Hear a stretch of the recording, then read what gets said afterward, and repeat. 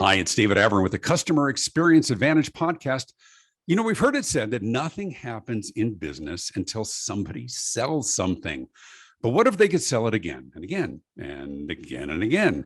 Today on the podcast, we're talking about subscription models and membership mindsets. It's the present, it's the future. I am here with Robbie Kellman Baxter, author of The Membership Economy and a brand new book, The Forever Transaction. Let's talk about future-proofing your business and your revenue model. You do not want to miss this conversation. I'm David Avrin, and this is the Customer Experience Advantage podcast. Back in 20 seconds. You're listening to the Customer Experience Advantage podcast with David Avrin, featuring candid conversations with some of the most influential leaders in business today. Sit back and listen in, or feel free to watch the video version online. This is the Customer Experience Advantage podcast, and here's David Avrin. Thank you and welcome to the Customer Experience Advantage podcast. Of course, if you want to watch the video version, that's on my website at davidavrin.com. Of course, we're on all of the audio platforms as well. I'm excited about today's show because we're going to talk about something that's near and dear to my heart, which is the whole idea of membership models. Now, listen, we've heard the old adage that says, if you give a man a fish, you feed him for a day. But if you teach him how to fish, he can feed himself for a lifestyle or for a lifetime. Pardon the gender-specific reference. There's a third alternative. What if you sold the guy the fish and then sold him another fish every Friday? Even better, what if all his friends got together every week and they consumed the fish together? What if they got badges and swag for how much fish they ordered? What if the fish kind of changed from time to time? And then they got other people to do it, and they loved hanging out with other people who were eating fish that they were able to buy that somebody else produced for them. None of it's simple, but it's awesome. I am excited to talk to my friend, Robbie Kellman Baxter today. Robbie, thank you for being on the show. Oh, thanks for having me, David. Absolutely. So here's quick bragging about her at the beginning. She is she's the founder of Peninsula Strategies, a management consulting firm. She's the author of the best-selling book, as I hold it up here for my video audience, The Membership Economy, one of my favorite, absolutely life-changing for me, in her brand new book called The Forever Transaction. She has consulted with some of the biggest companies in the world and Weight Watchers, and I'm just looking at the whole thing. Netflix, heard of them. Wall Street Journal, heard of them. Microsoft, some of the biggest ones. She really sort of created the model and coined the term, the membership economy. So I want to talk about sort of how the way things used to be and that initial interaction and transaction and what we've learned over the years, and much of it taught and originated by Robbie herself. But let's just jump into it. Robbie, tell me a little bit about your business and what you do. And then I want to delve into the whole idea of the membership, the reoccurring transaction, and what that has done to transform the world of business and the people who run those businesses. Sure. Well, for the last 20 plus years, I have been in the trenches with businesses that are trying to build long-term, ongoing relationships with their customers. And a lot of them are trying to do that with subscription pricing as a key element, but not Sure. all of them. And I have been writing about that as well, trying to put together frameworks and templates and an underlying philosophy that business owners, business leaders, entrepreneurs can use to apply those same principles and get those same kinds of results, regardless of what industry they're in, how big they are, whether they're public or private. So really using all of my learning in the trenches to develop kind of overriding themes and principles that can help anyone. Yeah, and to be fair, and to give credit where credit is due, you went to Harvard, you got a master's from Stanford, and you've been working with some of the biggest companies. But talk about sort of the transition. We've always talked about loyalty. Loyalty was important. How do we keep people engaged? How do we communicate with them on a regular basis? But this goes to a different level, which is a whole different thought about how do we monetize that relationship in a predictable way? How do we deliver value in a way that keeps people engaged? And we've seen it grow over the years. Tell me what was like in the early years of your career and where you have seen that model grow. Yeah. So my first client in the membership economy space was Netflix. And that's going back about 20 years ago now. I'd already been a consultant. I was a strategy consultant. I'd been a product marketer. And I started working with Netflix and I fell in love with their model. And what really surprised me was how few other organizations were using similar principles. I had assumed, wow, what Netflix is doing is really smart. They're focusing on doing one thing really well for their customers, and they're continually evolving how they deliver on that promise, that forever promise, with that same audience, but they're not attached to the product itself. They're tracking not just acquisition of new customers, but how those customers behave and how long they stay. So you brought up the point that, loyalty's been around forever. Loyalty is, trying to get your customer to stay longer, spend more money, and tell their friends, right? And Netflix was really optimized around loyalty, getting people to stay longer, getting them to spend on an ongoing basis and making it easy for them to refer others in.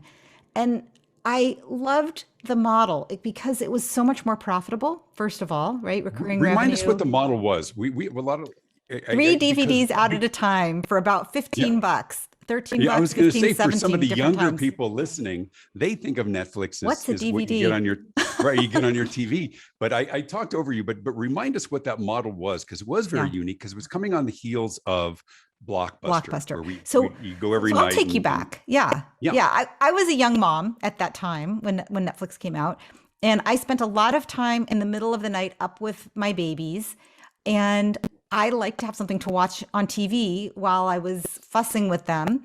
And, it used to be that you had to go to Blockbuster and you had to throw a raincoat over your jammies and get in the car and go pick up your movies. And then even worse, you'd forget to return them. Right. And then you'd have to pay to late rewind fees. it. Right? Oh, right. Yeah. Well, that was in the audio, in the VCR, VHS days. In the VCR days. That's how old I am. Be kind, rewind, or pay $2. Yeah. And, it was just, there were a lot of problems with the model. Netflix said 3 DVDs out at a time, they get mailed to you, and there's no late fees. And there's a bunch of really interesting things about this at the time. So first of all, remember that even though Netflix is a behemoth today, at the time, they were a little startup. In fact, they were, they started on the East and West coasts. They were focused on working with, targeting customers who had new computers. So a lot of times the flyer to sign up was inside the computer box, because not everybody even had the technology to use DVDs yet. And they could only deliver, because they had a mailing service, they could only deliver to people who could do a 3-day turnaround, because they had a 3-day turnaround promise. So if you put your DVD in the mail today, within 3 days, they'd send the next available DVD on your queue, on your list. And, just taking a step back, there were a couple things that they were doing that were really revolutionary. They had a clear forever promise, which was high quality collection of professionally created video content delivered with cost certainty, no late fees, in the most efficient way possible. 20 years ago, the most efficient way possible was not going to Blockbuster. It was getting them in your mailbox. Yeah. Today, the most efficient way possible is not getting them in the mailbox. It's getting it streamed to you. And that's what they do. Maybe in 3 more years, it will be on, via hologram. Maybe it will be some kind of, virtual reality that we're living in where we can enjoy our video content. But they're committed to the best way possible with cost certainty, broadest selection of quality content.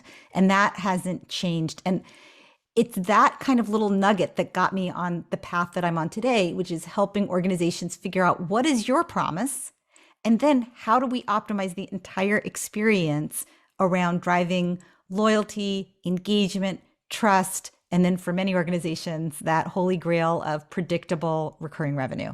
Right. So talk to me about, because as we go back a little bit, I remember the days, of course, when we would go to the Circuit City or something else, we get the newest version of Windows 95 or whatever in the box. And then they moved to the SaaS model, right? The subscription as a service, which was ongoing revenue. You don't have to actually produce the physical thing. It's an online subscription kind of a thing. At that time, probably more B2B in many cases. But that has grown significantly to a consumer subscription model for a lot of things, but then even morphed to membership. Take us through that process and what we've learned in that process. Yeah, it's kind of a convergence of value, I think of. So yeah, SaaS, software as a service, was a big move where software companies, especially B2B software companies, moved from either boxed software or, enterprise software that was actually loaded onto your servers at your company's location. And if you needed to update it, you had to load more software. If you needed to customize it, you had to have like professional on a floppy services disk or something. Right. Yeah. You had a disk. I worked in tech for a long time, and you would make this, they called it the golden CD, and that would be the master. And then you'd make copies and send it out to all of your clients, and they could they could upload the latest versions through this DVD that you sent them, this copy of the golden CD. And they made a move from that model to software as a service, where you accessed it through the cloud. You accessed the software, which had a bunch of advantages. It was much easier to get started. It was much easier to upgrade.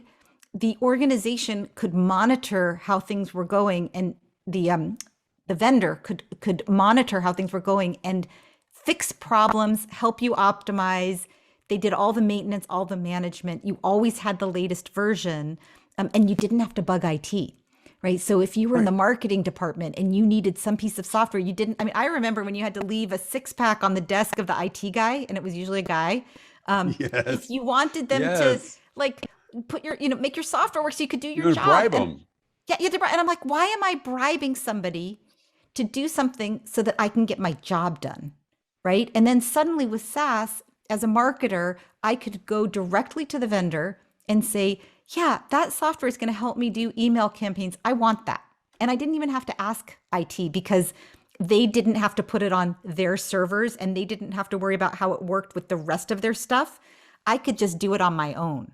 And that was really great. But the problem was, for the company, that the subscription gave them predictability, didn't it? For the vendor, they got predictable cash flow forever. It was much easier to manage. They didn't have to have a whole team of professional services providers. There were years when every software company had a huge consulting arm, and suddenly, instead of customization, they were moving to configuration, right? Which is so much easier to manage. Yes. And so the revenue was more predictable. It wasn't based on the number of consultants that you had on the payroll. It was much easier to scale and grow. And the public markets and the private investors loved that kind of revenue, so they were valuing those businesses higher.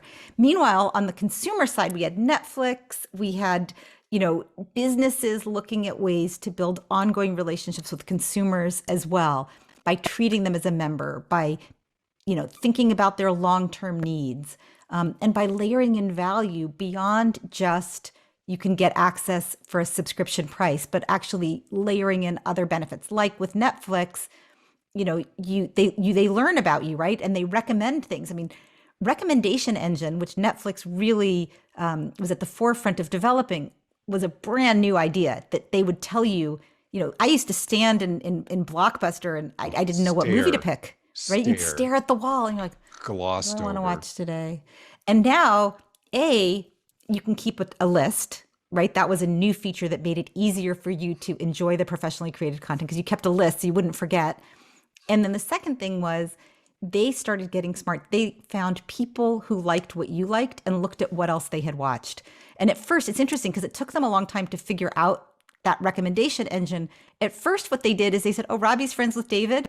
Well, she must like the kind of shows that David likes. And what they learned was, just because we like each other does not mean we have the same taste in movies. Right. And so what they did is they said, Robbie, there's some woman who lives in Houston who seems to watch the exact same things as you. And she really enjoyed this movie that you haven't watched yet. And that turned out to be kind of at the core of their recommendation engine, but they were layering in more value. They understood their promise, providing you with a great selection of content, cost certainty, most efficient way possible.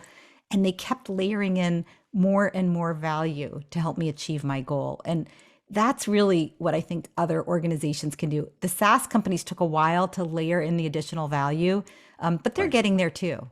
Right. It was just content delivery in those days. Right. At first.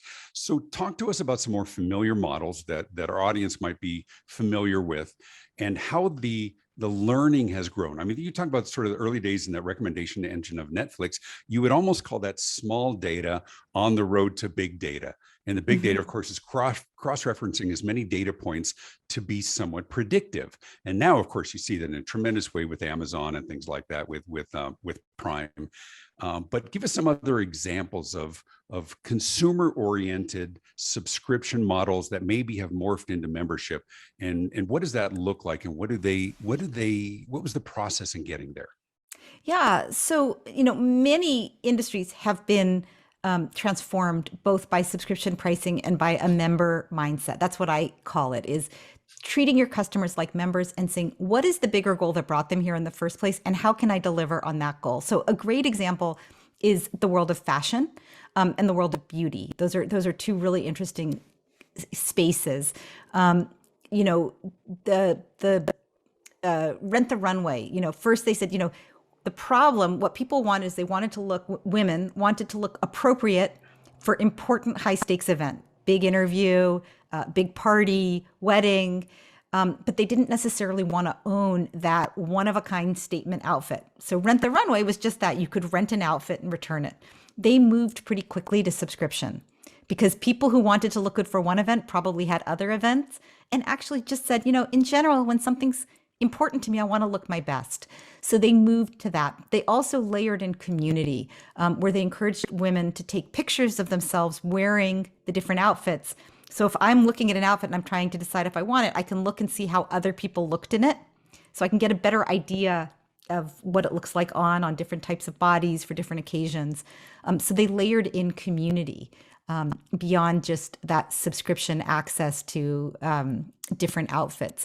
Another really interesting example in the world of makeup, Glossier, new kind of makeup company, they started with community. They asked women and men, people that liked makeup, people of all genders, what are you looking for and that you can't find? And people talked about it. They're like, I can't find a foundation that matches my skin color. I really want a sparkling eye. I want to, this is too soft, this is too hard, whatever. Glossier took that information from their online community site, which was their original business, and they started manufacturing the makeup. And then they created, so they have community, they have content about the makeup, and then they have the makeup itself. So their membership is really multi-layered. And you can buy the products, you can subscribe, you can access the content and learn, and you can connect with other people who love makeup as much as you. So let's talk about members benefits. Let's talk about community as a differentiator from a subscription model, which is you can subscribe to anything. We used to be able to subscribe to magazines. They come door to door, or you get 13 CDs for $1, and then they chase you around forever to buy the next one. But that's very different than the membership model, which encourages community and connection. Is it an acquisition strategy or is it a retention strategy? Oh, good question. It's all of it. It's a business model, and subscription pricing is a pricing tactic in that model. The model says, I'm going to focus on the long-term relationship with the customer, and everything I do, the way I design my products, the way I talk about my products, the way I sell my products, and the way I support people who've bought my products are all going to be optimized around this idea of how do I build a long-term formal relationship. And so you do everything a little bit differently. Your acquisition, like when I worked with Netflix, one thing that was really interesting to me is they only had one promotion, 2-week free trial.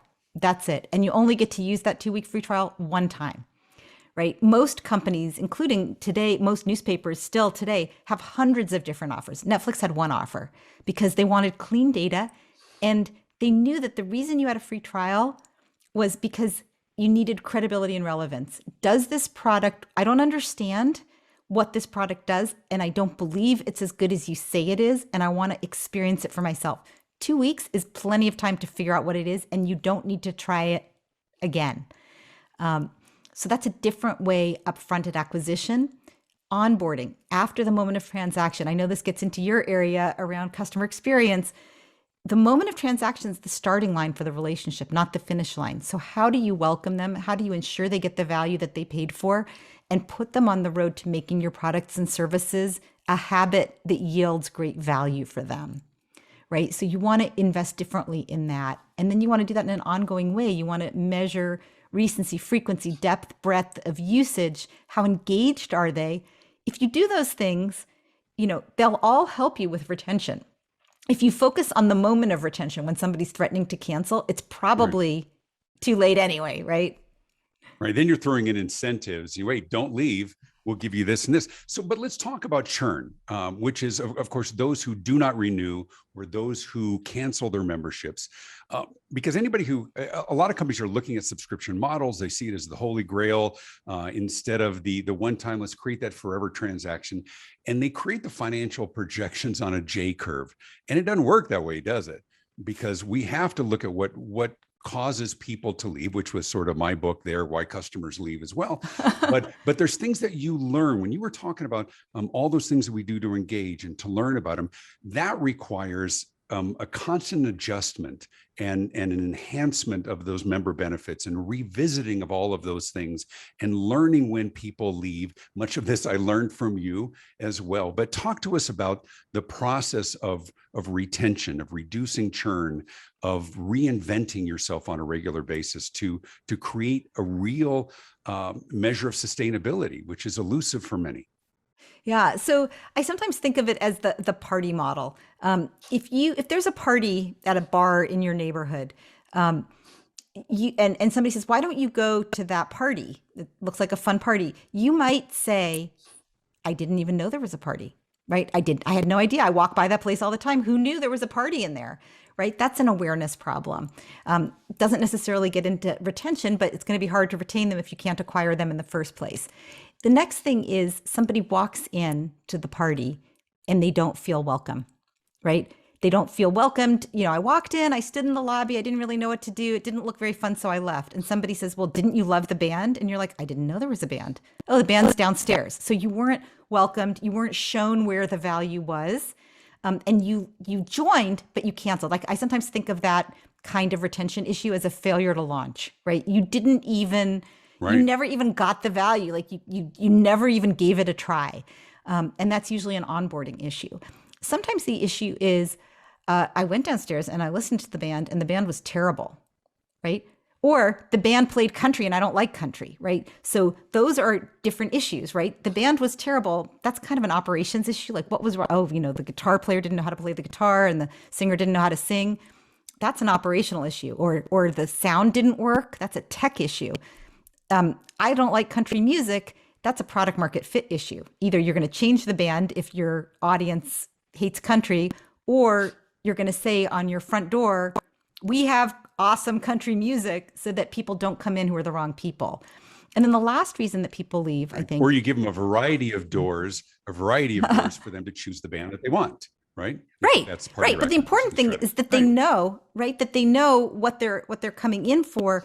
A lot of people are so focused on acquisition that they're misleading in their acquisition techniques. And if you're responsible for retention, I had one client where they had a streaming content product and they called me and they said, look, we're about to fire our retention team because they're terrible. We want you to come in and talk to everyone about why they're so bad. And so we went in and I asked everybody across the organization to talk about what they did. And what we found when we looked at the reasons for churn, the number one reason for churn was people said, I came in for one movie, most famous movie in this country. That was the reason I signed up.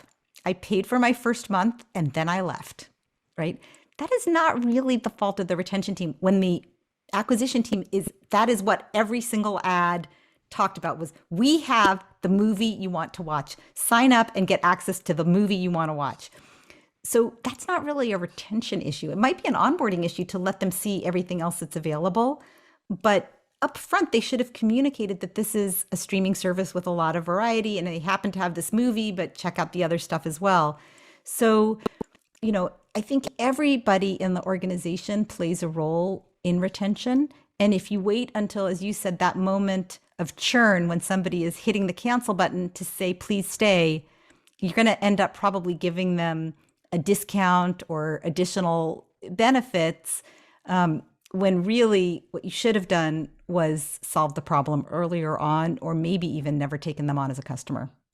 Tell me about the kind of models that lend themselves to the forever transaction. Clearly aspirational from almost every business. It's very alluring, the idea of getting members for everything. But we also saw some stumbles along the way, even the early days of some of the news sources that said, listen, we're going to stop printing our newspaper. We're going to go to a subscription model. We're going to save a fortune in hard costs and labor. We're going to make a fortune. And they stumbled because their biggest competition wasn't other newspapers. It was free content, right? Their biggest challenge was competing against those who were offering the same thing for free. So there's some models that lend themselves well, and others less so. Take us through that a little bit. Yeah, so we can talk about I've done a lot of work with various news organizations, and a lot of issues with news. The first thing is, if you say, what's the forever promise of a news organization? Most of them exist to help their readers understand the world around them, or a specific part of the world around them, so they can make better decisions and be more confident, right? Get more enjoyment, better understanding, value. Yeah. But then when you say, well, how do you package that? Well, they thought about packaging hundreds of years ago. That was when they made the packaging decision, and they decided on print delivered once or twice a day, once a week, once a day, 5 days a week, whatever it is. At the time, that was the most efficient way possible. But today, it's not the most efficient way possible. So that's the first thing. The second thing is, when they did that, they said, well, since we're limited in terms of geography of how far we can deliver this, we're going to do a little bit of everything, because this audience doesn't have any other alternatives, right? So the San Francisco Chronicle has a little bit of sports and a little bit of news and a little bit of politics and a little bit of business. Suddenly, if you were digital, you could actually really go deep on politics, really go deep on business. The Information, which is a publication out here, they only cover about, a handful of tech companies, and they all came from the Wall Street Journal, cost twice as much as the Wall Street Journal. They have a fraction of the journalists of the Wall Street Journal. So it's the same people, but fewer of them, focusing on a narrower topic and charging more, right? So there was a change in what was possible. And people who wanted to understand the business world around them to make better decisions said, maybe the Information's a better choice for me. So a lot of things were changing. And if they focused on that forever promise, how do I help people understand the business world around them or the entertainment world around them so they can make better choices? By refocusing, I think they would have come up with, and they are coming up with, better models for subscription. But their old models, as you said, just weren't the best available. For a new prospect looking around, they were going to say, I can get this content for free. I can get this content for cheaper. I can get the content that I really care about and pay for it somewhere else where it's better. So the important stuff that I'm willing to pay for is better somewhere else. And the stuff that you have, I can get elsewhere for free. And that was, I think, what happened to a lot of traditional media organizations. Talk to me about other organizations. Talk to me about, for those who aspire to delve into this kind of a model, to have a greater level of loyalty, of engagement, of predictability of revenue. What are the kind of organizations that lend themselves well to it? Which are the ones that really struggle, and who's already falling behind because it's made such progress? Where are we seeing great inroads today? Yeah. So any business that wants to have a long-term relationship to their customer, number one, that has value that is ongoing so they can justify it. So, if you're in the potty training business, subscriptions probably are not for you, because that is not a long-term promise. Right. Definitely not a forever promise. Hopefully not. Hopefully not. So you have a forever promise that you can credibly deliver on and that people care about, and you have competition. As long as your customer has alternatives, it is worth your while to think about, how do I keep a customer once I've invested so much in bringing them to me in the first place? And this really plays out well across almost any business that fits those criteria. I think in terms of, the leaders and the laggards, the world of content is way out in front. The world of software is way out in front. Digital non-physical products are the ones that can do this most easily, because adding physical products creates a lot more complexity. So if you sell content, if you sell your expertise, if you sell software of any type, and you're not thinking about membership, and you're not thinking about keeping customers once you've won them over, you have missed the boat. I think physical products are kind of having a heyday right now. Most retailers, most consumer products companies are thinking about their subscription pricing and how to create membership. And I think, what's coming down the pike, healthcare, durable goods, heavy equipment, much more complicated. You think about like Tesla, for example, subscribing to a car, right? It's a very different way of thinking. It's very complicated. You have to have sensors, you have to have software, you have to have the heavy metal to hold the whole thing together. Just a little more complicated. You think about healthcare, so much regulation, so many players, but ultimately in the world of healthcare, most organizations focus on fixing people when they're broken instead of the promise that most of us want, which is optimizing our healthy minutes. So let's define something real quickly, because it brings up some questions, as you were talking about Tesla and some others. Well, because there's a couple of ways to look at this, isn't there? One is sort of subscribing to access, ongoing access to information, predictable content delivery. And the other really is almost like a fractional ownership. You're renting a part of a physical asset that you don't have to make that capital investment. You see that within dentistry and others, that they will rent. I mean, it costs a fortune in medicine to buy an MRI or some of those things. And so it is a subscription model, but what comes with that is maybe regular updates or upgrades when those things happen. So some of it is sort of a content delivery, which is a consumable. But then there's also sort of a renting a hard asset, which is a really different look than what we have traditionally seen. But it makes sense for a lot of people, doesn't it? Yeah, exactly. So the advice that I would give, so let's say that you make MRIs, right? You're in the MRI business. What you want to do is take a step back and say, who am I serving and why do they come to me in the first place? Right. And it's like, well, those people have, doctors, healthcare professionals, they have certain occasions where they need that particular piece of equipment to better diagnose a patient. Right. So then you'd say, well, did they want to own it? Do they need to customize it? Do they need, what is the bundle of benefits that would be most valuable and most closely aligned with their ongoing needs? Right. And it's like, well, they don't actually need it every day. Most of the time it would just sit there in their offices because they, only need it a few times a week or a few times a month or, a few times a day, whatever it is. And you say, and what else would they need? Well, they don't really want to maintain it themselves. They don't really want to deal with depreciation. They'd much rather have the latest and greatest at all times and maybe even pay a little premium for that. And they'd also like to benchmark themselves against other doctors and understand how other people are using it, how other people are interpreting the results. That would be really helpful. Maybe they'd even want to get together with other people who use MRIs to learn, about the issues that they're facing beyond MRI machine management. And that's how you start to find what your subscription offering should be, is by following the thread of what is my customer coming to me for in the first place? And how can I more fully align what I do for them with what they really need? And a lot of times you can do that by thinking about three categories. Commerce, what products do they need? Content, what information do they need? And community, who do they need to know that can help them better achieve those goals? Does this in many cases sort of answer that cost objection?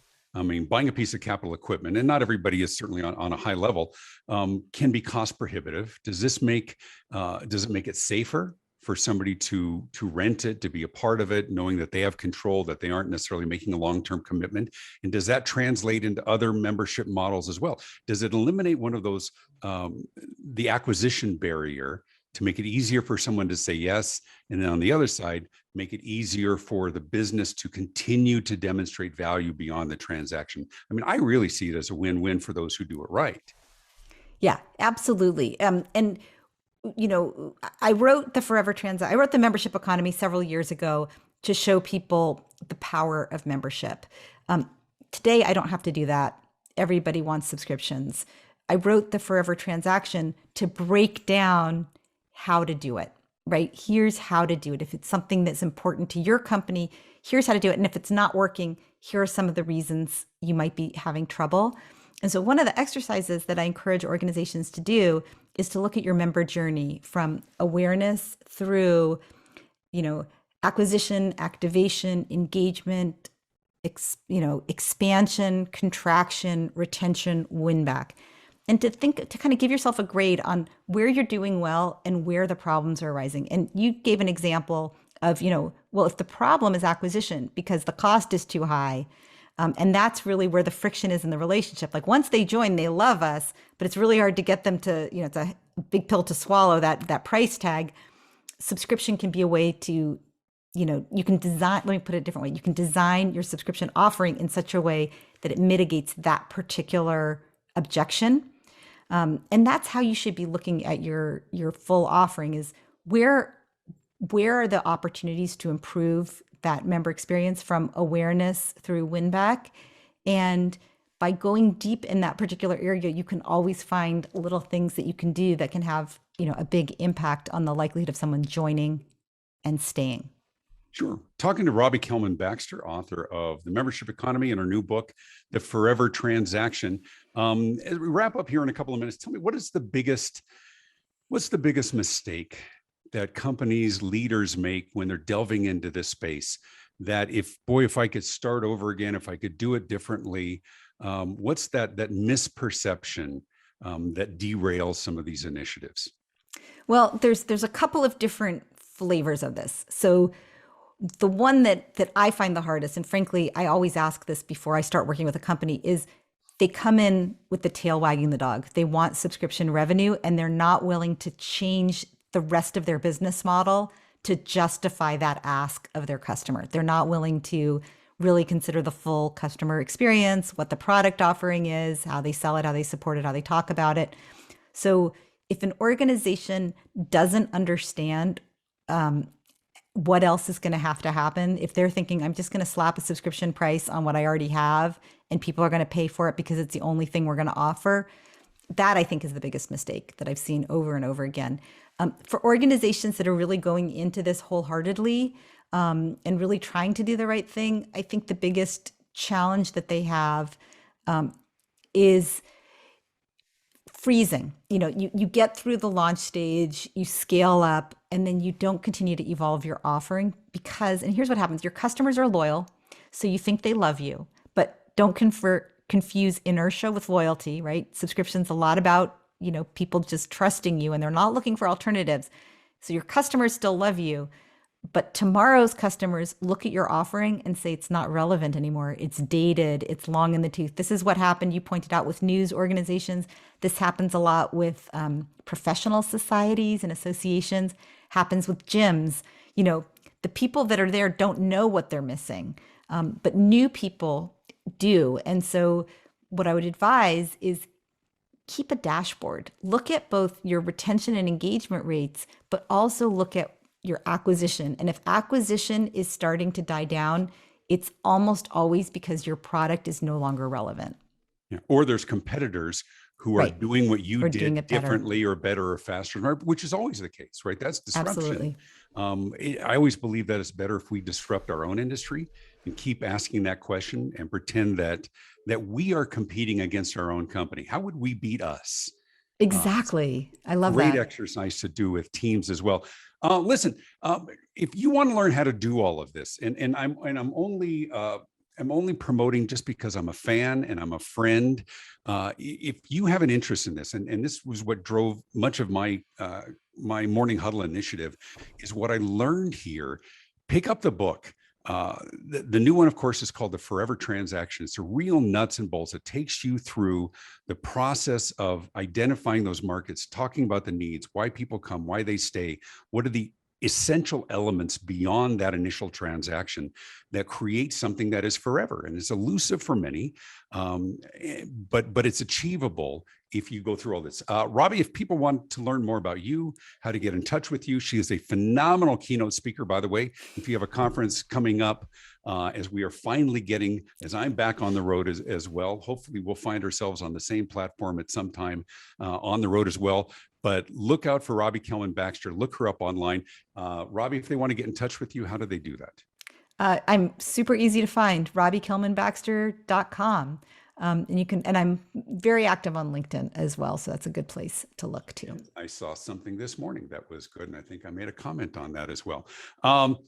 Let me just thank you so much for being with. I am a friend. I am a fan. I think this is such an important subject and so much where the future is going with all of this. Though not everybody does it well, at some point we get to the point where we have too many. As my wife and I became empty nesters recently, we went through all of our subscriptions. What do we really use? What do we not? Be that one that people want to keep because you're delivering ongoing value. Anyway, thank you so much. Hang on real quickly because we'll talk on the other end of this. This podcast is sponsored in part by the Morning Huddle membership initiative, inspired by the brilliance of Robbie Kellman Baxter. You know, some of the most innovative solutions to your biggest customer-facing challenges are likely found within the creative minds of your own people. Listen, friends, it's time to put conversation back on the calendar. You can learn more about my powerful internal engagement initiative by visiting morninghuddlemembership.com. All of my books are available on Amazon, including my new book, which is The Morning Huddle, based on my video series as well. Be sure to click to like this podcast, subscribe, leave your comments below, and click the little bell icon to receive notifications of new episodes. You can learn more about my keynote speaking and my consulting at davidavrin.com. Thanks for tuning in. This is the Customer Experience Advantage podcast. Check out past episodes, leave a comment. A big thanks to my guest, Robbie Kellman Baxter. I'm David Avrin. Be good. This has been the Customer Experience Advantage podcast with David Avrin. Feel free to leave a comment and be sure to hit the thumbs up button. You can listen to past episodes and be notified of future ones by subscribing on your favorite podcast platform. David's popular marketing and customer experience books are available in print, as well as Kindle and audiobook, and published in multiple languages around the world. You can stay connected and learn more at davidavrin.com. Thanks for tuning in.